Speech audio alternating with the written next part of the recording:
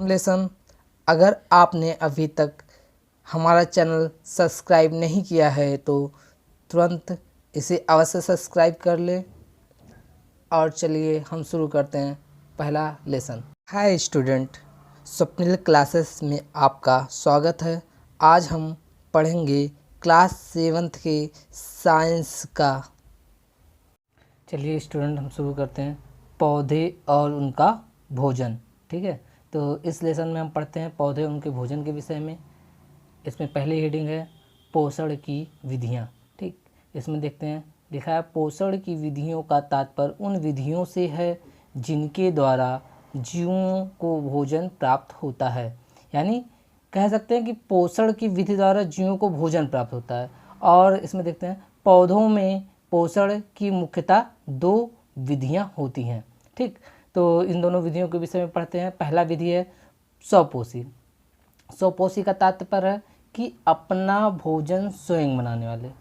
जो भी जीव जंतु अपना भोजन स्वयं बनाते हैं उन्हें हम स्वपोषी कहते हैं। तो स्वपोषी श्रेणी में आने वाले सिर्फ पेड़ पौधे यानी पादप, विज्ञान की भाषा में कहें तो पादप यानी पेड़ पौधे ही मात्र एक ऐसे प्राणी हैं जो अपना भोजन स्वयं बनाते हैं। वे भूमि से जल, खनिज प्राप्त करते हैं और वातावरण से कार्बन डाइऑक्साइड, सूर्य का प्रकाश, अन्य तत्वों को ग्रहण करके सूर्य के प्रकाश और क्लोरोफिल की सहायता से अपना भोजन स्वयं बनाते हैं। इन पेड़ पौधों को हम स्वपोषी कहते हैं। परपोषी श्रेणी में सभी जीव जंतु आते हैं। ठीक, पेड़ पौधों को छोड़कर वे सभी जीव जंतु जो अपना भोजन स्वयं नहीं बनाते, अर्थात वे अपना भोजन इन पेड़ पौधों से ही प्राप्त करते हैं। जैसा इसमें लिखा है, इस प्रकार के पोषण में जीव अपना भोजन स्वयं संश्लेषित नहीं करता यानी बनाता नहीं है, बल्कि अन्य जीवों से भोजन प्राप्त करता है। ठीक, तात्पर्य यह है कि वे सभी जीव जंतु जो अपना भोजन नहीं बनाते हैं वरन वे दूसरे जीव जंतुओं को खाकर पेट भरते हैं। जैसे मनुष्य, जंगली जीव जंतु हैं या मनुष्य है। ठीक, तो हम लोग क्या करते हैं, हम लोग इन पेड़ पौधों द्वारा उगाए गए फलों, पत्तियों, इन सभी चीज़ों को खाकर अपना भोजन ग्रहण करते हैं यानी अपना पेट भरते हैं, जिससे हमें ऊर्जा प्राप्त होती है। लेकिन हम पेड़ पौधों के तरीके ये नहीं कि अपना भोजन प्रकाश यानी सूर्य के प्रकाश की सहायता से बनाते हो। ठीक है, तो आगे देखते हैं हरे पौधे तथा उनका भोजन। ठीक, हरे पौधों में अन्य जीवों की तुलना में एक विशेष गुण होता है। ठीक, जैसा कि आप जानते हो वो क्या विशेष गुण है अपना भोजन स्वयं बनाने वाला, ये अपना भोजन स्वयं बना सकते हैं। इनका गुण होता है हरे पेड़ पौधों की कि वे अपना भोजन स्वयं बनाते हैं, जबकि अधिकांश सजीव ऐसा नहीं कर सकते। ठीक है, पौधे प्रकाश संश्लेषण की प्रक्रिया द्वारा अपना भोजन तैयार करते हैं। ठीक, जैसा कि हम इस चार्ट में देख सकते हैं कुछ और जानकारियां हैं। जैसे कहा गया है कि देखो प्रकाश संश्लेषण की खोज हिल नामक वैज्ञानिक ने की थी। ठीक, इसलिए इसे हिल अभिक्रिया भी कहते हैं और ये उसका समीकरण है जो आप अपनी नोटबुक में, और इन महत्वपूर्ण तथ्यों को भी आप अपने नोटबुक में लिख लीजिएगा। ठीक है स्टूडेंट, आगे हम देखते हैं इसकी संरचना, कैसे पेड़ पौधे अपना भोजन बनाते हैं। तो आप जैसा कि इस पत्तियों में देख सकते हैं, एक आप कोई भी पेड़ की पत्ती उठा के देख लीजिए, इस तरीके की संरचना उस पेड़ की पत्ती में आपको दिखाई देगी, जिसे हम रंध्र या स्टोमेटा कहते हैं। ठीक, ये करते क्या है, पेड़ पौधे जड़ों से जमीन के अंदर मौजूद जल, खनिज को अवशोषित करते हैं और स्टोमेटा तक यानी रंध्र तक लाते हैं। रंध्र प्रकाश को ग्रहण करता है, सूर्य के प्रकाश को ग्रहण करता है और CO2 यानी कार्बन डाइऑक्साइड को ग्रहण करता है और अपना भोजन बनाता है। इस प्रक्रिया में वो ग्लूकोज और ऑक्सीजन का उत्पादन करता है। ऑक्सीजन हमारे जीवन के लिए बहुत महत्वपूर्ण गैस है। हम सांस ऑक्सीजन के माध्यम से ही लेते हैं और जीवित रहते हैं, जबकि ग्लूकोज पेड़ पौधे अपने विकास में, अपने दैनिक आवश्यकताओं की पूर्ति में करते हैं। ठीक है, तो आगे देखते हैं दोस्तों। इसमें आगे हम देखते हैं प्रकाश संश्लेषण। जैसा कि आपको हमने बताया कि हरे पेड़ पौधों पत्तियों में उपस्थित वर्णक यानी क्लोरोफिल सूर्य के प्रकाश से ग्रहण करते हैं। सूर्य की ऊर्जा का प्रयोग मिट्टी से प्राप्त जल तथा वायु से प्राप्त कार्बन डाइऑक्साइड का संयोजित करने के लिए किया जाता है। तो ये सारी चीज़ हमने आपको बता दी, चित्र के माध्यम से भी समझा दिया। लेकिन आपको एक छोटी सी जानकारी और दे दें कि कुछ ऐसे पेड़ पौधे हैं जो प्रकाश संश्लेषण नहीं करते, बल्कि वे कीटभक्षी यानी मांसाहारी पौधे होते हैं। उन पौधों का नाम आपको हम दिखा रहे हैं, उनको भी अपने नोटबुक में उतार लीजिएगा। ठीक, एक है सारासीनिया, नेफिंथिस, डायोनिया, मर्सीपुला, ठीक, बेबीलोस, डायोसेरा। ये सब पौधे ऐसे हैं जो अपना भोजन सूर्य यानी प्रकाश संश्लेषण से ना बनाकर ये लोग मौजूद वातावरण में कीट पतंगों को खाकर ही अपना भरण पोषण करते हैं। इन्हें हम मांसाहारी पौधे भी कहते हैं। इसी कड़ी में हम आगे बढ़ते हुए देखते हैं, अगली हेडिंग है परजीवी। ठीक है, तो परजीवी का तात्पर्य जैसे नाम से ही पता चलता है, परजीवी यानी दूसरों पर आश्रित रहकर जीने वाला, यानी पर मतलब दूसरा, यानी दूसरों पर, जीव मतलब जीने रहने वाला। जब कोई ऐसे पेड़ पौधे या जीव जंतु दूसरों पर आश्रित रहें भोजन के लिए तो उन्हें हम परजीवी कहते हैं। चलिए इसमें देखते हैं। परजीवी पौधे परपोषियों की श्रेणी में आते हैं। ठीक, परपोषी यानी दूसरों के द्वारा अपना पोषण प्राप्त करने वाले की श्रेणियों में आते हैं, क्योंकि ये अपना भोजन अन्य जीवों से प्राप्त करते हैं। परपोषी वे पौधे अथवा जंतु होते हैं जो दूसरे पौधों अथवा जंतुओं में अथवा उन पर रहकर उनसे अपना भोजन प्राप्त करते हैं। ठीक है स्टूडेंट, आगे देखते हैं। परजीवी जीव जिस जीव में अपना भोजन प्राप्त करते हैं उसे पोषी, ठीक है, कहते हैं। उदाहरण के लिए आम्रबेल। अक्सर गाँव में देखा जाता है कि किसी पेड़ के ऊपर कोई दूसरा पेड़ उगाता है तो उसे आम्रबेल कहते हैं।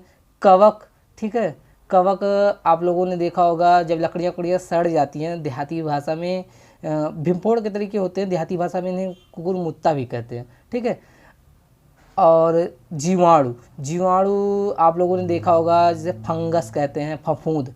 ठीक, एक भाषा में फफूंद कहते हैं। जब कोई पदार्थ सड़ता है तो उस पर रुई जैसी सफ़ेद सफ़ेद फफूंद लगते हैं, उन्हें हम जीवाणु कहते हैं।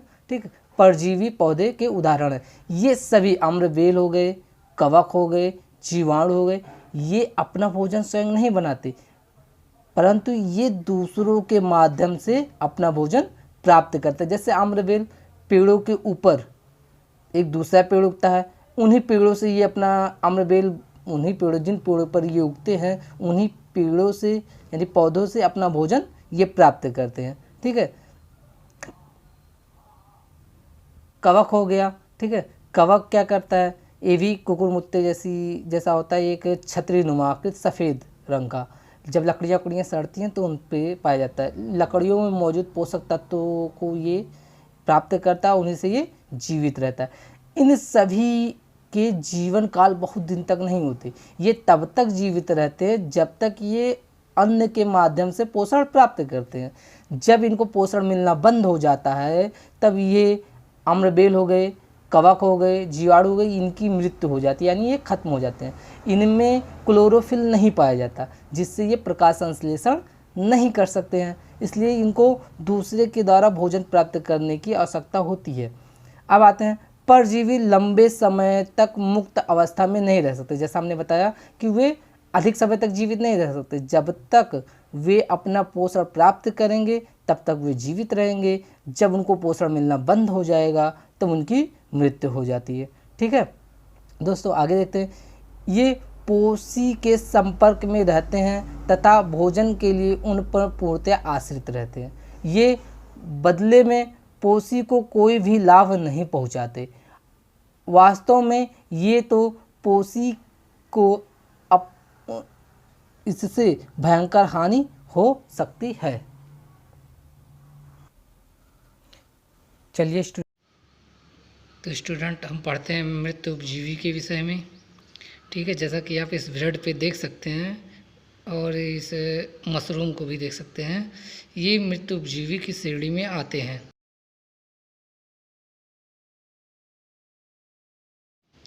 रिक्वायरमेंट आइटम, इनको चेक करने के लिए क्या क्या ज़रूरत होती है। ब्रेड की ज़रूरत होती है, पानी, वाटर, मैग्नीफाइंग ग्लास, फोर्सेप्स और एक ग्लास स्लाइड की ज़रूरत होती है और माइक्रोस्कोप की ज़रूरत होती है। इन सभी आइटम के माध्यम से मृत उपजीवियों को सूक्ष्मदर्शी की सहायता से देख सकते हैं। स्टूडेंट, पहले हम ब्रेड को नम कर लेंगे वाटर से, उसको 3 से 4 दिन आफ्टर 4 डेज के लिए रख देंगे, जिससे उसमें मृत उपजीवियों की उत्पत्ति हो जाती है। जैसा कि आप देख सकते हैं, काले और सफ़ेद रंग से, नीले काले सफ़ेद रंग से आप इसमें देख सकते हैं। इनको मैग्नीफाइंग ग्लास से भी चेक किया जा सकता है, या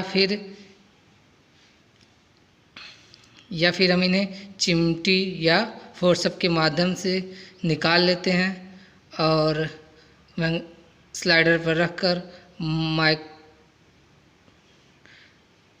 सूक्ष्मदर्शी पर इससे माइक्रो सूक्ष्म जीवों को देख सकते हैं। दोस्तों, इसे चेक करने का यही एक तरीका है। स्टूडेंट, इसी कड़ी में आगे देखते हैं। मृत उपजीवी की फ़ोटो आप देख चुके हैं स्टूडेंट। आगे देखते हैं मृत उपजीवी उन सूक्ष्म जीवों को कहते हैं जो हमारे भूमि में, ज़मीन के मिट्टियों में मौजूद होते हैं। सूक्ष्म जीव हैं, हम नन्ही अपनी आँखों से देख नहीं सकते। इनको देखने के लिए हमें सूक्ष्मदर्शी का प्रयोग करना पड़ता है।